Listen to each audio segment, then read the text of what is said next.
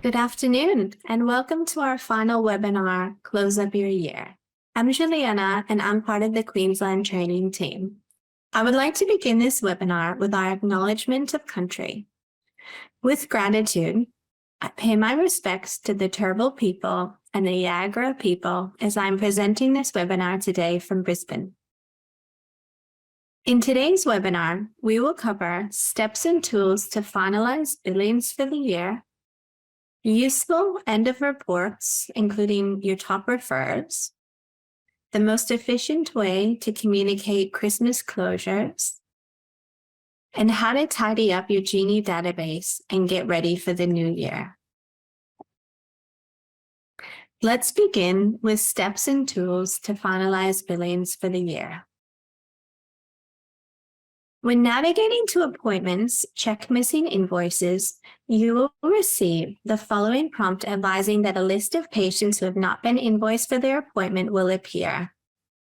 The report will default to today's date, but you could also expand the search to review a month or several months at a time. From here, you may wish to sort by appointment type, so you can look for types such as new patient and ignore types such as post-op or canceled. When you double-click on a patient from this list, you will be taken to their corresponding appointment in the diary. From here, you can invoice them or try to determine if there was a reason they were not invoiced. It is important for your practice to have correct and up-to-date data when it comes to your finances. To save you time checking through all of your billing manually, Genie has an automated function called Check Integrity, which reviews the health of your financial data. An integrity check should be run on a monthly basis and, most importantly, always run before generating any financial reports. If there are any problems in your financial data, you will see a list of them come up on the right-hand side and in the boxes in the bottom left corner. When the check integrity is finished, Check Complete will appear above the box on the right. All of the notes about the check will be listed in this box, as well as either one of the following results. So on the left, you can see I've included a screenshot of the window that will appear when everything balances. This means your financial data is healthy and there is nothing further for you to do. On the right-hand side, you can see a screenshot of the window that appears when there is unbalanced data. This means Genie has found some problems in your financial reports that will need to be resolved. I'd also like to note that you can run the check integrity whilst other people are using Genie. It is usually best to run it while they're not billing, but if they're just, making appointments or doing letters, that's totally fine. And you can also click the check data button and minimize the report so that it can run in the background whilst you continue your work. To run the check integrity report, we navigate to the File menu and we click on Maintenance and Reports. We click onto the Monthly tab and select the Check Data button, or select Check Integrity. Select the Check Data button and you will see Genie begin to scan through the transactions. We strongly recommend always contacting Genie support for assistance in resolving any issues uncovered in the integrity check. Please take a screenshot of this window as well as a screenshot of the Save Disk button and attach the report to an email. If you've run a check integrity report and only received problem accounts, this is able to be resolved by itself without the need of support. You can double-click on each of the problem accounts and click on the Update Balance button. You should see the balance changed. You can then click Save and rerun the report. We should now see that everything balances. So again, more than happy if you get any problem accounts for you to manage them yourself.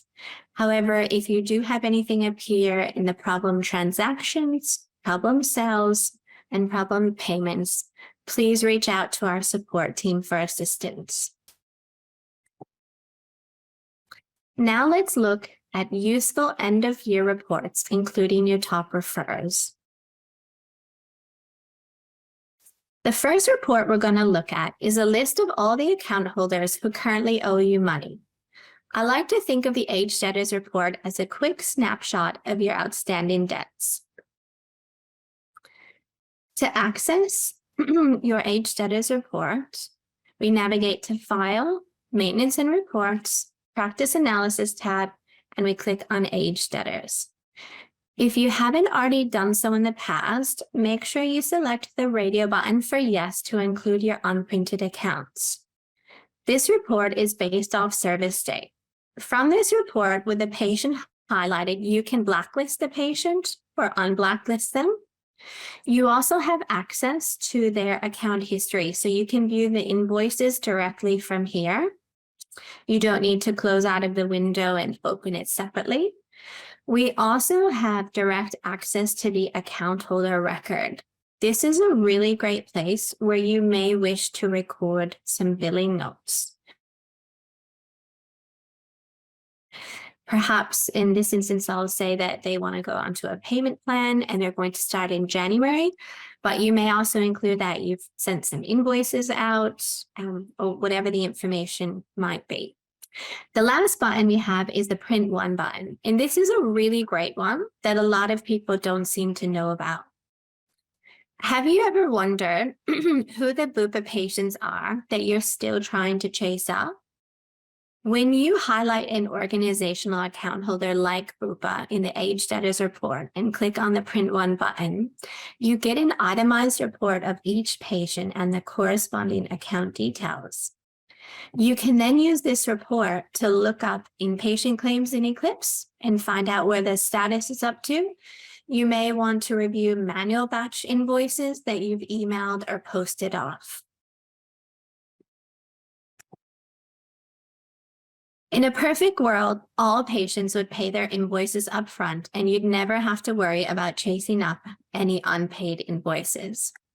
However, in the real world, it's very rare, and as such, you'll find yourself needing to chase up unpaid invoices. The unpaid invoices report within Genie will simplify the process so you can spend less time chasing up outstanding invoices and more time focusing on what's important, providing the highest level of care to your patients.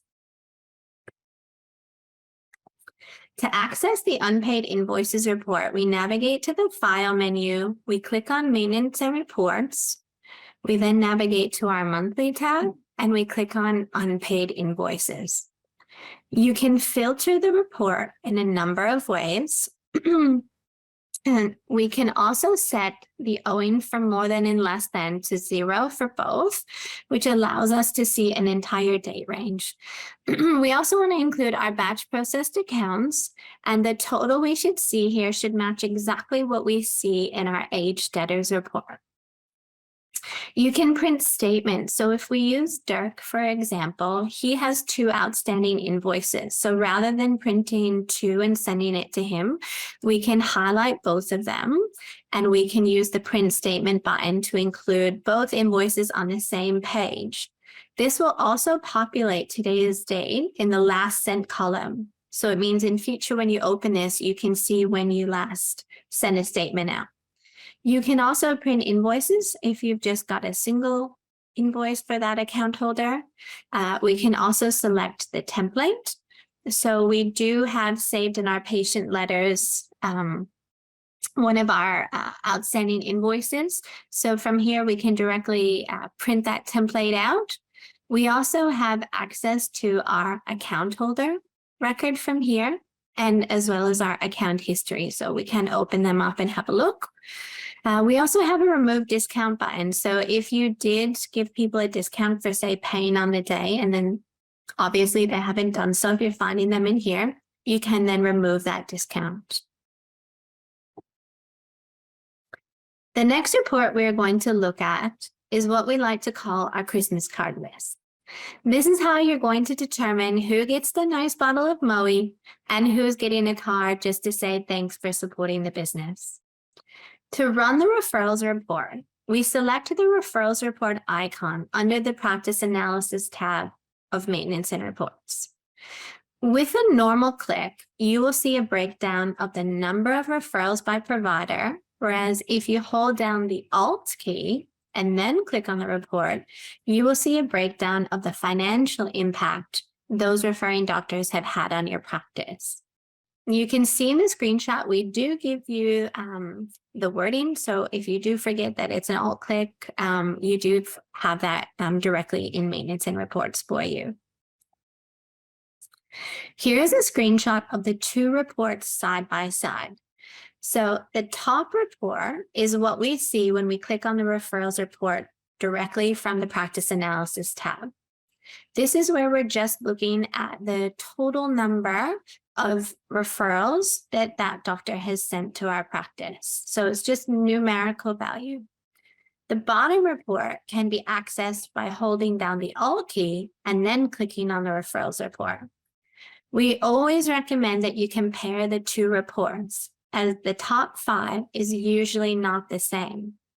Your practice may choose to focus on the quantity of referrals, which is what we see in the top screenshot, or which referring doctors are bringing the highest income into your practice, which is the bottom one. Or perhaps, as I mentioned, it's a good idea to compare a bit of both. Next, we will look at the most efficient way to communicate Christmas closures. You can take the referrals report one step further and bulk print the labels for your top refers and automatically print a thank you letter where you can include the information on your Christmas closures. To do that, we navigate to File, Maintenance and Reports. We click on the Practice Analysis tab, and we click on the Referrals Report. We'll select our time period, click OK, and then to find our top doctors, we can click twice on the word total. So the first time sorts from lowest to highest, second time highest to lowest. We can then highlight maybe the top 5 or whoever it is that we're interested in and click on the address book icon. From here, we will need to highlight all of the doctors. And then if we wanted to print a label, we can click on the label icon, have our selections and click on print. If you wanted to print a letter, you then also need to highlight the doctors, select your Christmas closure thank you letter, and then hit print. So obviously you would need to have that letter template set up in advance, but then that way, rather than printing individually, you can do a whole bulk print for all of those referring doctors. Now, depending on which report you want to use or whether it's a combination of both, you may need to repeat these steps twice, selecting the second report, but then only highlighting, obviously, just the doctors that maybe weren't there on the first report. You may wish to advise your patients with an upcoming appointment of your Christmas closure. You can do this by sending a bulk SMS. So what we do is we navigate to patients, click cancel to the search box, and then we navigate to the patients list and select today's appointments. Change the date range to include all patient appointments in January, for example. And then, and we'll click OK.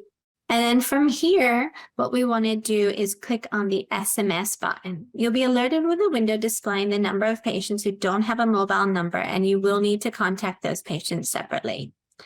You may wish to change who the message is from if you have more than one doctor at your practice, or if you want it to go out, say, from the admin team. Next, we're just going to type out this message. So we're just going to say, we wish to advise you that our office will be closing from December 24th at 4 p.m. And then we'll talk about when we're going to reopen. So we will reopen at 9 a.m. on Monday. On Tuesday, January 3rd, 2023. So from here, we would hit send. That would go off to all of those patients. One thing you do have to keep in mind is that you will not see a reply from these SMSs unless you check your SMS report. That's because these SMS messages are not directly linked to a specific patient appointment from this area. You may wish to advise your patients with an upcoming appointment of a Christmas closure letter. So let's say they don't have an a mobile number, or you don't use SMSs and you like the old-fashioned way of printing out a letter or printing to PDF and perhaps emailing it. So we can do that by navigating to Open Patients, clicking Cancel to the search box, and then navigating to Patients, Today's Appointments. And we want to change the date range to include all of the patients for January, or again, whatever you'd like to include. You can print a label for this group of patients by selecting the relevant label icon, making sure you have whatever settings are appropriate for your practice, and clicking on the print button. Alternatively, as I mentioned, you can print a letter for these patients. So we can click on the gold pages. We can see we've got 7 records to print, and we just select our patient Christmas closure and click print. So then that will print out the 7 individual letters for your patients that you can post out. Our last topic today will cover a few things you can do to make sure your appointment book is ready for the Christmas period and to start looking ahead to next year. If you haven't already done so, now is a good time to make sure you have set up the doctor's schedule for next year. So what we'll do is we'll navigate to January, to our first day that we return back. Now, doctors decided that they're going to do a full day of consulting. So we click on the Rubik's Cube to hide our appointments. We go ahead and choose our type. We then want to click and drag in the space where we want that type to be applied. So from 1 to 5 p.m. And in this instance, he's going to do this every week. So I'm going to repeat this every week with no end date and click Save. So that's where there's no schedule set. And then we'll turn the Rubik's Cube to preview our appointments again. The next scenario we're going to look at is doctor currently has been going to Mater Hospital, but in the new year, we'll be changing to Wesley. So we're going to go up to the type drop-down menu, click on Modify, and we're going to create a new type called Wesley Hospital. So we can do that by clicking Add Type, typing in whatever the name is going to be, clicking OK. And to assign a color, we actually just click in that white space. And I'm just going to pick the closest color. But you can see we've got a whole color wheel if you're not already familiar with this. And then we'll click OK. So from here, we then want to go and click on the Rubik's Cube to, again, hide our appointments. And first, we need to remove the Mater. So we're going to click on the Delete Appointment option. Now you can see we've got 2 options. If we delete all, it's going to delete past and future, which we don't want to do because previously doctor was going to the Mater. But we do just now want to delete future. So going from today forward, that schedule has now disappeared. We can go up to the type drop-down menu.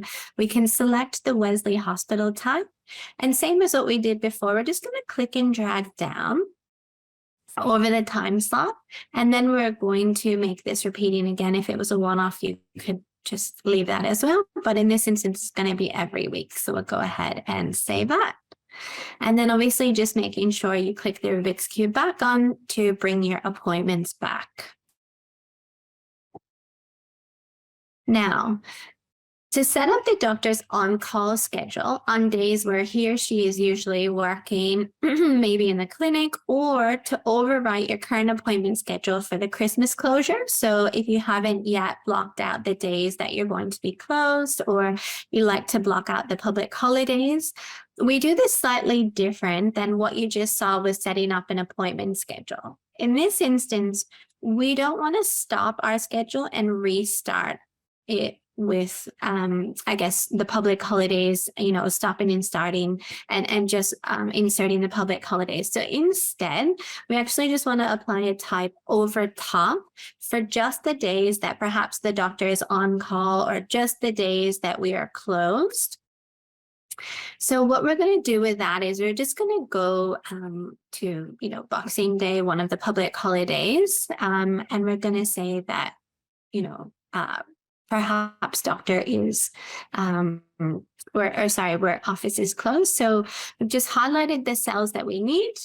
And what we can also do is we can repeat this. So our office is closed for the whole week. So if we highlight all the cells, we can actually use the arrow icon for repeating and set that to repeat every day for 5 days. So that way we only have to do it once, but it's over the top of our schedule for the next week. So if we click save, what I'll do is I'll take you into our week view. So then you can see that it's just on the 5 days and it's not repeating any further. So did you know that Genie has an inbuilt report that actually allows you to check your upcoming patient's appointments in January, and it will even tell you which ones don't have a valid referral for that appointment? It's pretty cool. It's not one that a lot of people know about and can save you from doing it manually. So we navigate to appointments to check forward referrals, and the report is set for 2 weeks by default. So I'm going to just change this to span the entire month of January. And once you've got the date range, you can search for all providers. So from here, we can double click on an appointment for a patient who we know requires a referral. And we can right click and actually send them an SMS reminding them to bring the referral for that appointment. So once again, we do want to remind you that this is an ad hoc SMS. So you're not going to see the reply automatically unless you check the SMS report. Okay, so there's not going to be a response coming directly on this appointment. But yeah, check forward referrals is a really great way if you want to stay ahead, just making sure that every patient that comes to the door that you've already got that referral scanned in the system and ready to go for the billing before they even come through the door. Thinking ahead into the new year, you may be looking for ways to increase profit, and a great way to do that is to review your pending procedures list.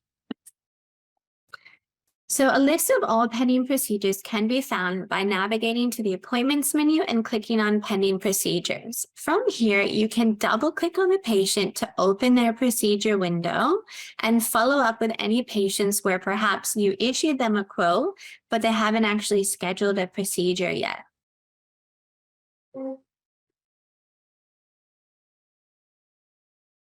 You can also see a list of all the current deposits that you have accepted in Genie.